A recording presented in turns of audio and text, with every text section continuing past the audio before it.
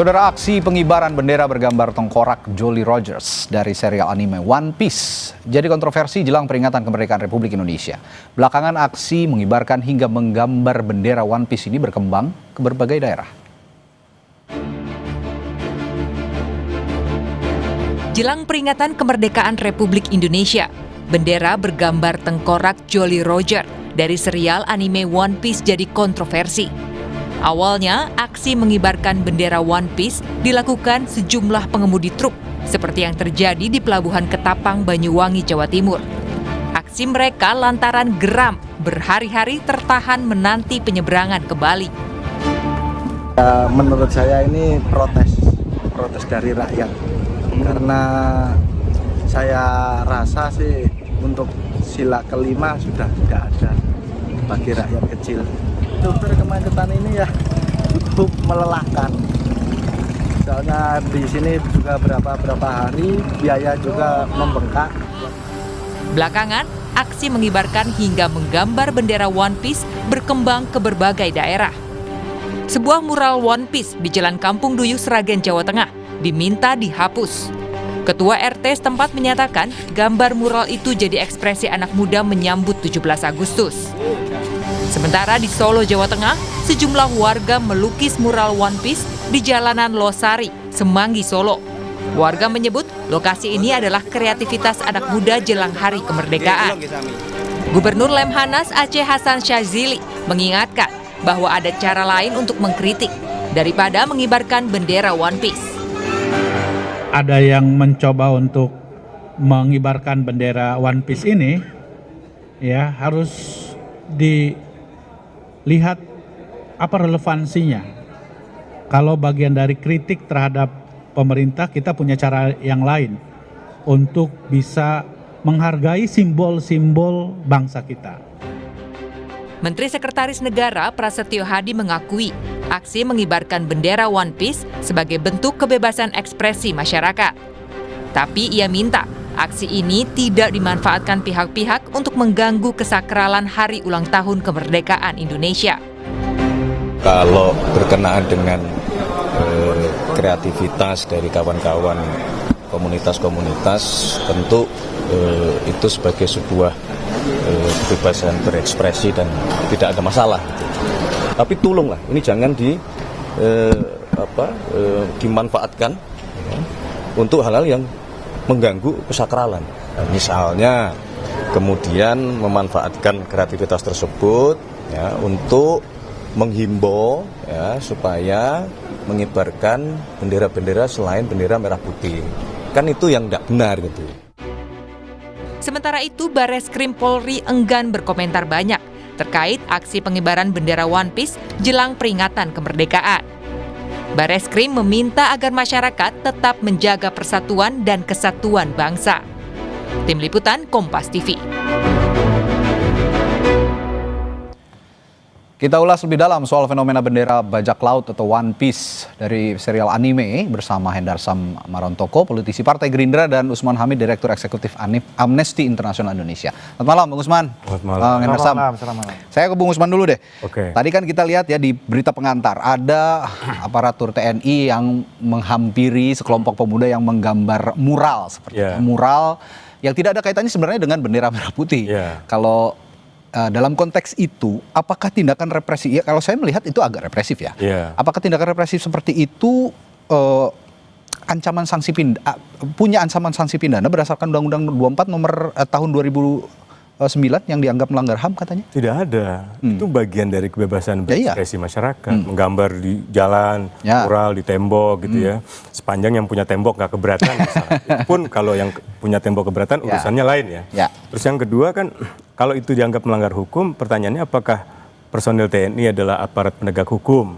Juga urusan yang lain lagi tuh. Kan seharusnya kan tentara benar-benar fokus melaksanakan kebijakan pertahanan negara. Nah, kalau memang itu dianggap pidana, pidananya apa? Nah, salah satu menteri mengatakan itu makar. Makar itu ada banyak pasalnya. Yang mana? Pasal 104 kah? Misalnya membunuh presiden, merampas kemerdekaan presiden, mencegah presiden untuk melaksanakan tugasnya. Atau pasal 1 misalnya 07 mengenai penggulingan pemerintahan yang sah misalnya. Atau pasal 108 misalnya mengenai pemberontakan gitu. Nah ini yang mana? Kalau menurut saya satu pun dari pasal tidak ada yang bersangkut dengan tindakan pengibaran bendera One Piece itu. Jadi saya kira tindakan masyarakat dalam mengibarkan bendera One Piece itu anggaplah sebagai bagian dari cara mereka menyatakan pikiran, cara mereka menyatakan pendapat. Ini kan sebenarnya alegori. Alegoris itu sangat penting karena dia bisa menyederhanakan kompleksitas persoalan. Misal tadi supir-supir truk. Supir truk kalau disuruh menjelaskan kenapa mereka sampai ngantri 3 hari, dia bisa 2 jam jelasin itu kan. Tapi habis itu dia tunjukkan dengan suatu alegori gitu kan. Dengan satu simbol yang mungkin dia tonton dari film itu. Dan penggunaan produk-produk pop culture kayak misalnya bendera, atau misalnya istilah-istilah kayak Konoha. Atau dulu zaman 98 saya itu pakai poster film Saving Private Ryan.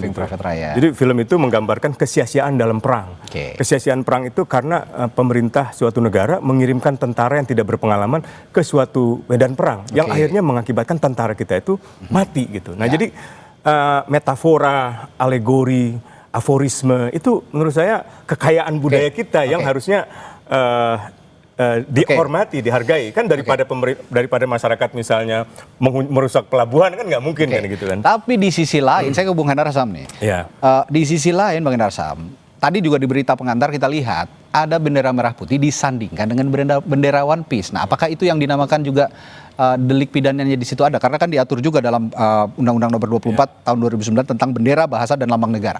Ya, jadi memang kan saking sakralnya bendera negara ini sampai harus dibuatkan suatu undang-undang tertentu. Ya kan, tentang bendera negara, tentang lambang negara, tentang lagu kebangsaan, tentang bahasa kan seperti itu. Jadi saya rasa ini, konteksnya sama seperti yang disampaikan oleh tadi Mensesnek, bahwa kenapa gerakan ini terjadi, pemerintahan Pak Prabowo ini sangat terbuka sekali dengan segala macam kritik. Ya, Mas Usman mungkin juga sudah sama-sama tahu di pemerintahan Pak Prabowo ya, yang kalau kita lihat dengan sebelumnya, apakah orang yang bersuara vokal ini sampai ada banyak ditangkap-tangkapin ya. Saya oposisi 2019 ratusan bahkan ribuan mungkin, dengan beliau juga mungkin kita yang bebaskan. Itu sangat jauh ya untuk dari sisi ininya. Cuman maksud saya kan ada 2 hal yang harus kita lihat, bahwa satu ya kan, gerakan ini sebagai ekspresi sosial dan politik dan juga kreativitas kita terbuka. Sangat terbuka dengan hal tersebut. Tapi satu ya kan, jangan kita mendowngrade bendera merah putih ini disandingkan dengan anime. Anime One Piece ini. Satu ini bukan kultur bangsa Indonesia. Anime ini dari infiltrasi dari Jepang. Dan kedua, konteksnya juga nggak semua juga tahu ini filosofi dari One Piece ini. Harus nonton dulu kayak. Harus nonton dulu. Saya juga cek baru nggak ada yang tahu ini FOMO juga ya kan. Yang ketiga, One Piece ini kan perompak. Nah kan gitu kan. Yang ketiga juga menjelang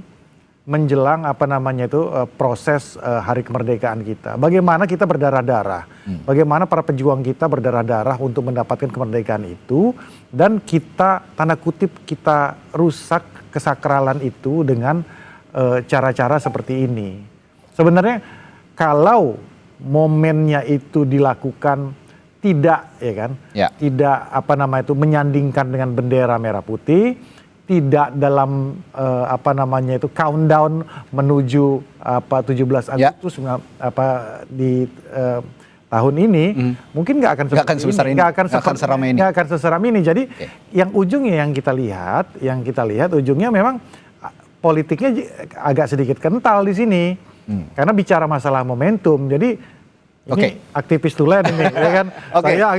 Beliau pun tahu ini kan pasti ada aroma politis yang ingin untuk Tapi sampai sekarang juga belum tahu yang berada di balik ini siapa. Tahu juga ini kan kayaknya civil society aja, gerakan spontan aja gitu loh. Percetakan. Dan itu menumbuhkan ekonomi baru. Nah, balik lagi. Kan kalau kita lihat ini kan dari teman-teman odol tadi kan. Harusnya kan konteks odol aja dong gitu loh. Tapi kan ketika itu melebar ke mana-mana, jadi ada gerakan antras terhadap pemerintah. Kan gitu kan. Dan ini yang menjadi paradoks buat saya ya. bahwa bagaimana kita bisa melihat situasi kritis ini benar-benar kritis seperti itu apa enggak? Bagaimana 30 tahun Reza Khalid menguasai Pertamina, ya kan? Bagaimana mafia pupuk selama ini tidak pernah tersentuh, ya kan? Bagaimana petani ketika panen, ya kan, tidak bisa menikmati mungkin hasil itu reaksi dari hal-hal seperti itu kan dari masyarakat. Iya kan? Ya gambarannya kan harusnya bukan pada saat ini, harusnya pada saat One Piece itu hadir pada saat Prabowo belum memerintah kan gitu kan harusnya kan. Begini. Kan jadi paradoks kan. Begini, tapi kan? Ini ada narasi juga tadi kita saksikan juga di berita pengantar dari Mensesnek Prasetyo Hadi bahwa ini dikhawatirkan memecah belah bangsa. Tapi kalau menurut Bung Usman ada nggak unsur memecah belah bangsa itu, atau jangan-jangan ini ya karena itu masalahnya tadi karena lambang negara aja. Kalau di luar itu misalnya soal mural di tengah jalan itu tidak ada masalah. Bayangkan kalau anime One Piece itu adalah lambang dari sebuah negara. Katakanlah negara Amerika Serikat misalnya gitu ya kan. Lalu masyarakat mengibarkan benderanya sambil merobek bendera merah putih. Atau melakukan tindakan lain yang merendahkan martabat bendera merah putih. Itu mungkin bisa kena undang-undang tentang lambang negara, tentang bendera. Banyak negara, sebagian negara memang melarang itu. Sebagian lagi membebaskan sepanjang itu tidak misalnya menyerang orang, merusak properti gitu kan. Nah, tapi dalam kasus yang sekarang, kalaupun ia disandingkan dengan bendera, tergantung niatnya. Misalnya tadi mau dimasukin ke pasal makar ya. Pasal makar itu kan bukan hanya ada niat, tapi ada permulaan perbuatan. Nah, permulaan perbuatannya mana nih? Kalau pasal 104 arahnya ke pembatasan kemerdekaan presiden, pembunuhan presiden. Kalau pasal 108 menggulingkan pemerintahan yang sah dengan senjata loh, dengan kekerasan loh makar itu. Apakah ada senjatanya? Apa ada kekerasan? Rasanya nggak ada. Apalagi tadi yang diberikan kesempatan untuk bersaksi, supir truk. Nah, mungkin pada saat supir truk itu diberitakan, saran saya misalnya Menteri Perhubungan gitu ya, atau menteri-menteri terkait itu merespon segera. Sehingga antrian di pelabuhan itu tidak begitu lama. Saya pernah ngerasain itu 2023 nggak salah, saya ke Bali itu naik bawa mobil sendiri, ngetes umur ya. Dan ternyata masih bisa, tapi antrinya cukup panjang itu. Nah, hal-hal semacam ini yang mungkin saya kira pemerintah kan juga berkepentingan untuk memastikan seluruh jalur logistik itu efisien, kan tidak ada pungli gitu kan. Kan malu loh supir truk sampai mengatakan kami tidak tapi pekerjaan, gini, Bung Usman, kami jangan dipalak ibaratnya gitu. Bagaimana dengan apa yang dikatakan Bung Harsam tadi soal kesakralan momen sakral ketika hendak merayakan kemerdekaan Republik Indonesia? Apakah ini juga tidak ada kaitannya dengan tindak pidana mencederai lambang negara? Nah, itu misalnya gini. Kita kan baru berasumsi nih. 17 Agustusnya belum tiba, perbuatannya belum ada. Katakanlah ini adalah tanggal 17 Agustus.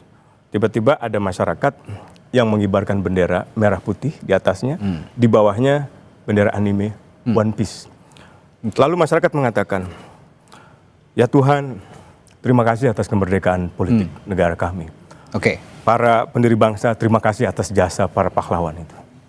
Namun setelah kami refleksikan selama 80 tahun, kami merasa kemerdekaan itu masih jauh. Tadi kan Pak supir truk mengatakan keadilan sosial belum tercapai. Sila kelima ya.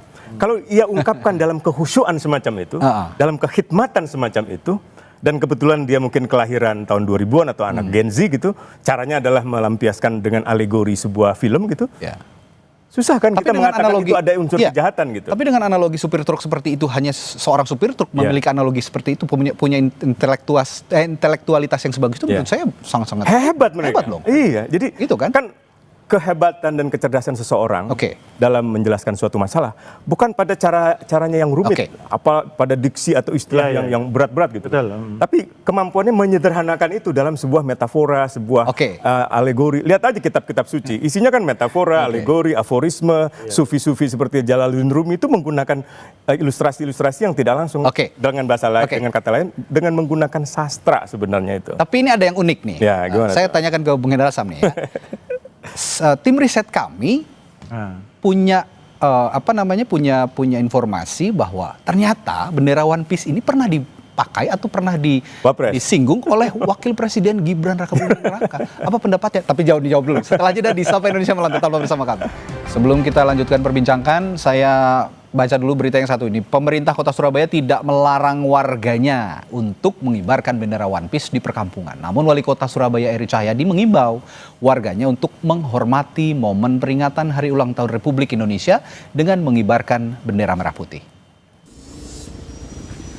Dari data Badan Kesatuan Bangsa dan Politik Bangpol Kota Surabaya, terdapat 6 titik lokasi pengibaran bendera hingga grafiti di perkampungan berlambang One Piece. Namun bendera dan gambar One Piece itu telah diturunkan dan dihapus oleh aparat. Menanggapi hal itu, Wali Kota Surabaya Eri Cahyadi bilang tidak ada larangan pasti warga untuk mengibarkan bendera kartun anime One Piece. Tetapi Eri memohon kepada warga Surabaya untuk tidak mengibarkan bendera lain selain bendera merah putih, khususnya di bulan kemerdekaan ini untuk menghargai perjuangan para pejuang dan tidak mengurangi makna dari kemerdekaan Republik Indonesia. Pada warga Surabaya, gak ono larangannya memang. Apakah mau benderanya Naruto sampai kayak no bendera animenya One Piece sampai pasang, ada aturan larangannya? Gak ada. Tapi jangan kurangi makna kemerdekaan kita.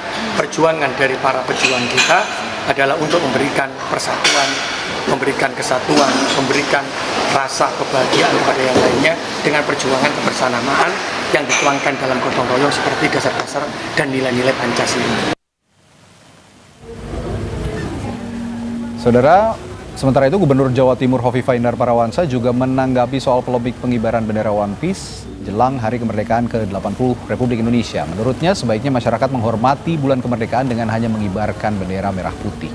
Hovifah menyatakan bahwa merah putih hingga harga mati untuk masyarakat diminta agar menghormati bulan kemerdekaan dengan hanya mengibarkan bendera merah putih sepanjang bulan Agustus.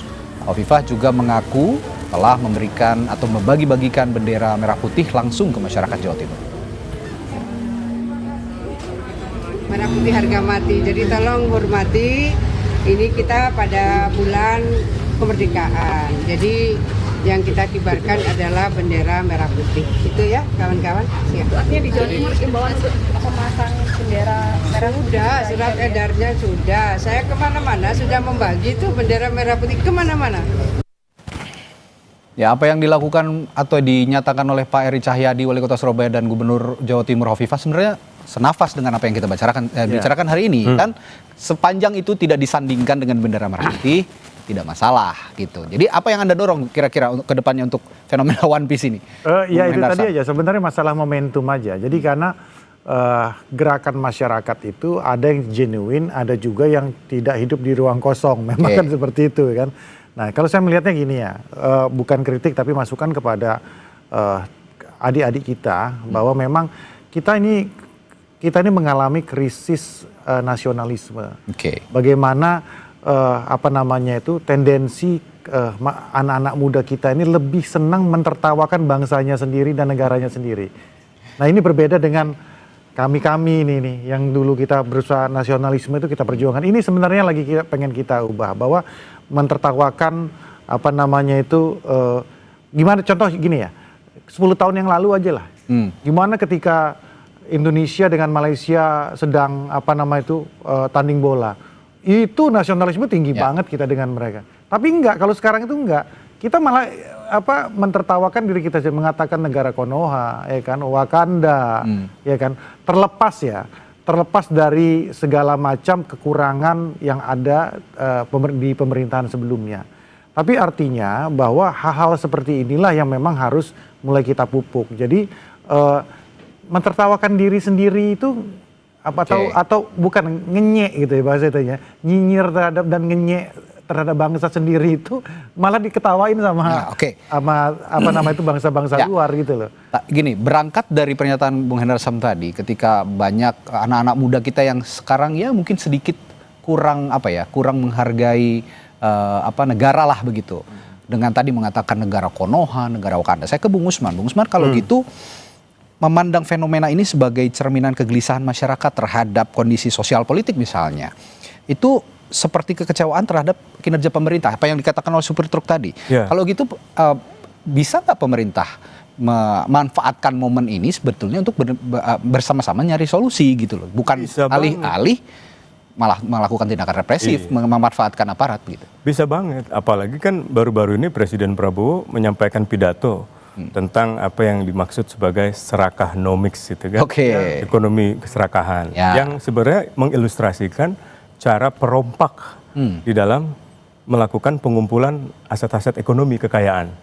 Nah justru kampanye One Piece ini dengan gambar perompak ini sebenarnya selaras dengan pidatonya Prabowo.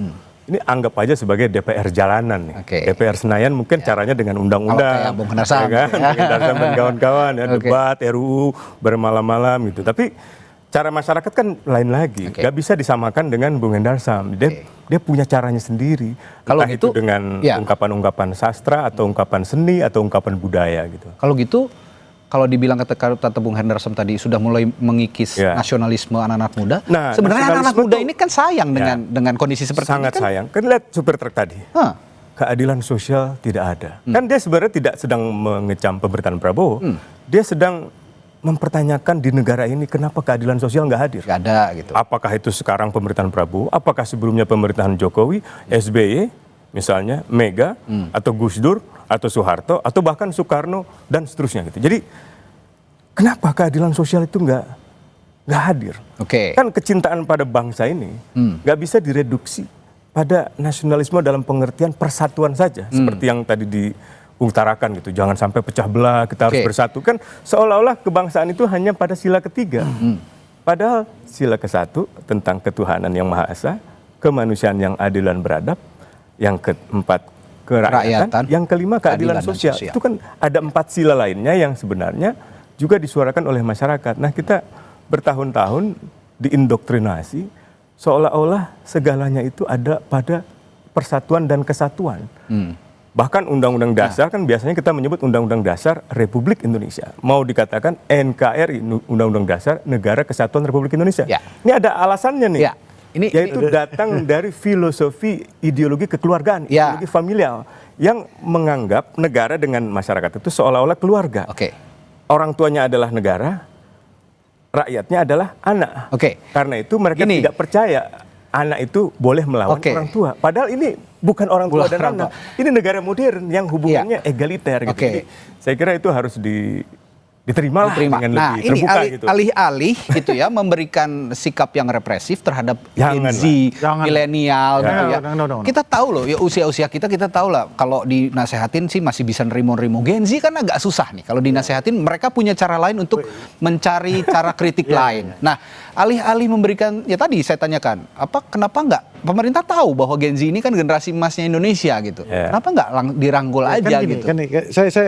Kita harus pilah dulu. Odol ini apakah mereka kan selalu punya cara gitu loh. Masalah odol ini, tapi kan bukan hanya odol ya. Iya, kayak konteksnya sudah meluas kan. Bung Usman tadi kan. Konteksnya odolnya apakah ini mewakili Gen Z atau tidak? Kan ini kan hal yang berbeda sebenarnya kan.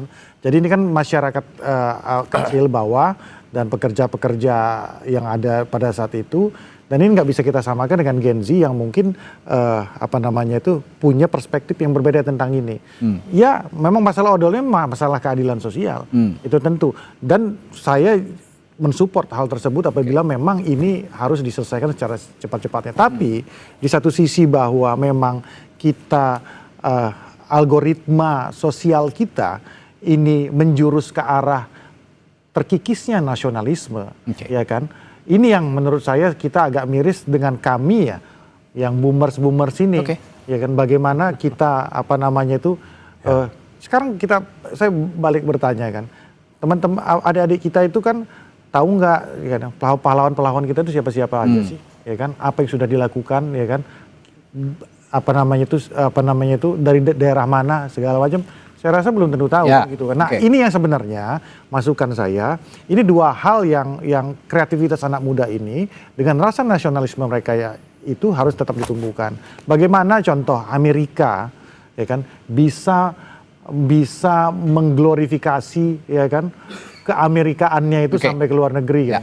Film Amerika lawan Vietnam aja Amerika itu kalah, tapi dengan film Rambo dia bisa menang. Jadi hal-hal seperti ini sebenarnya yang ke depan harus maksudnya ada titik temu antara kreativitas dari Gen Z ini tapi dengan nasionalisme. Kalau saya boleh menyimpulkan perbincangan malam hari ini, jangan buru-buru menyimpulkan bahwa ini tindak pidana. Harus dipilah juga. Itu tidak. Saya juga jangan menyimpulkan buru-buru ini tindak pidana. Harus dipilah juga konteksnya mana kreativitas, mana yang menghina lambang negara. Baik, terima kasih Bung Usman, Bung Hendar Sam sudah berbagi perspektifnya malam hari di Sapa Indonesia Malam. Tetaplah bersama kami saudara, setelah jeda Sapa Indonesia Malam akan kembali dengan informasi lainnya. Kapal cepat